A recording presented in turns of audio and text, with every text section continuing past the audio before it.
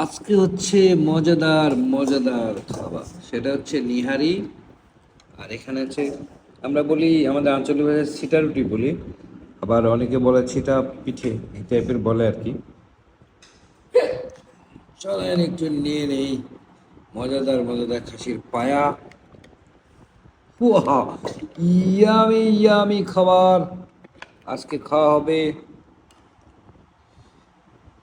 ওয়াহ,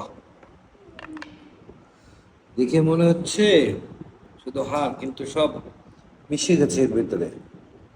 আলহামদুলিল্লাহ আলহামদুলিল্লাহ। বিসমিল্লাহির রহমানির রহিম। সেই মজাদার একটা খাবার। বিসমিল্লাহ।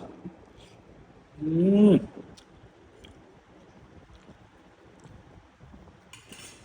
আসলে পায়া মানেই মুখে লাগা খাবার। এটা যখন ঘরে রান্না হয়েছে সেও তো এটার কোনো কমেন্ট নাই।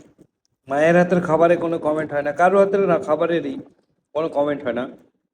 সে মা রান্না করে দেখ বা বউ রান্না করে দেখ, কারণ এরা যেভাবে মন থেকে ভালোবেসে রান্নাটা করে, আসলে এটার কোনো তুলনা হয় না।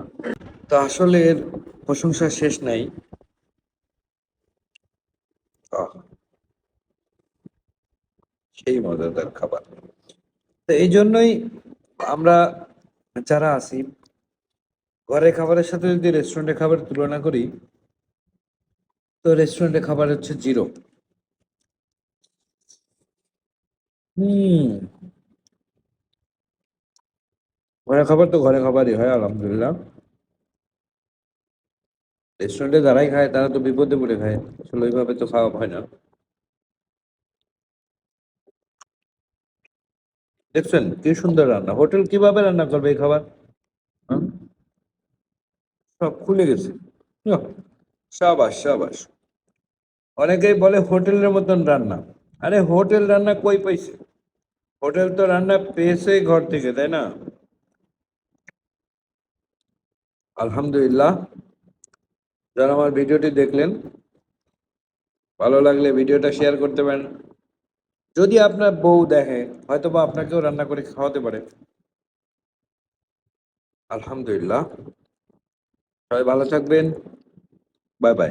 শুভরাত্রি।